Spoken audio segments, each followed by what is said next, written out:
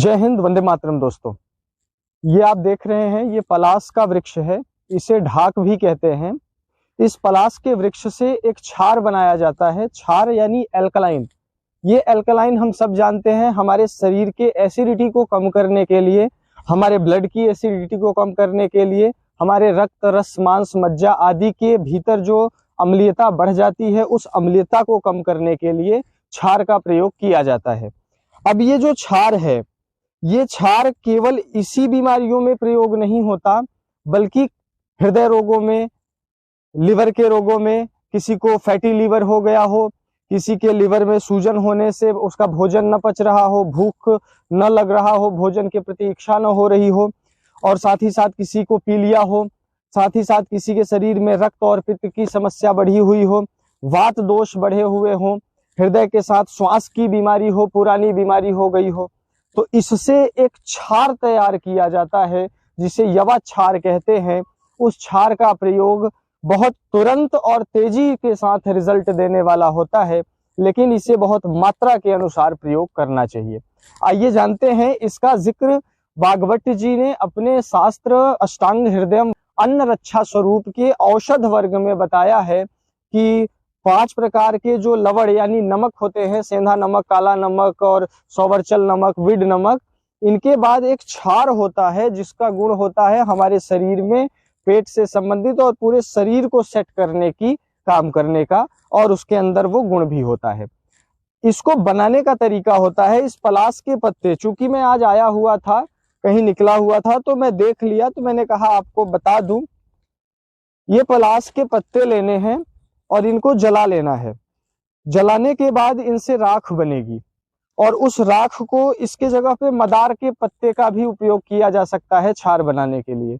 जलाने के बाद जो राख बचती है उससे 4 गुने जल में, 10 ग्राम अगर राख बनी हुई है तो 40 ग्राम पानी में इसे निकालकर उस राख को घोल करके रात भर के लिए छोड़ देना चाहिए। रात भर के बाद आप देखेंगे कि क्षारीय भाग ऊपर तरल के ऊपर आप लेयर के रूप में जमा हो जाएगा, और जो नीचे बैठ जाएगा वो राख का रूप होगा। उस पानी को सावधानी से आप अलग कर लें। उस पानी को किसी बर्तन पर धीमी आंच पर पकाते जाएं।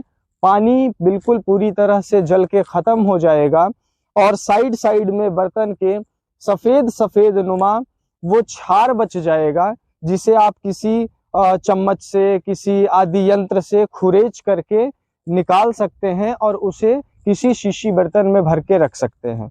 इसका प्रयोग आप हृदय के अलग अलग रोगों में, कार्डियोवैस्कुलर डिजीज में, किसी को एंजाइना है, किसी को हृदय में दर्द होता है, गति की रुकावट है, ऐसी सभी समस्याओं में कर सकते हैं।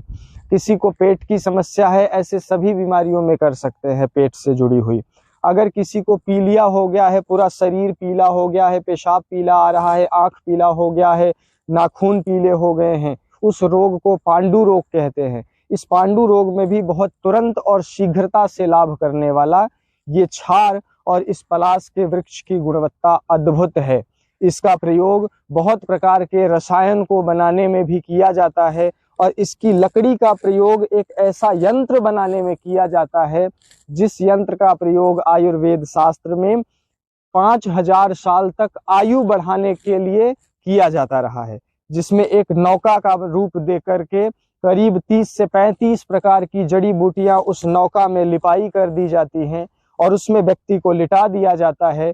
फिर वो व्यक्ति 6 महीने के लिए बेहोश हो जाता है इसकी गुणवत्ता के कारण, और 6 महीने के बाद जब वो उठता है उन औषधियों के प्रभाव के कारण, तो वो अपने शरीर में बुद्धि, विवेक, बल, वर्ण, सुंदरता, याददाश्त, 1000 साल तक की याददाश्त को रखते हुए 1000 वर्ष की आयु प्राप्त करता है वो व्यक्ति, और साथ ही साथ सत्यवक्ता बन जाता है, यानी जो वो बोलता है वो बातें सत्य होने लग जाती हैं।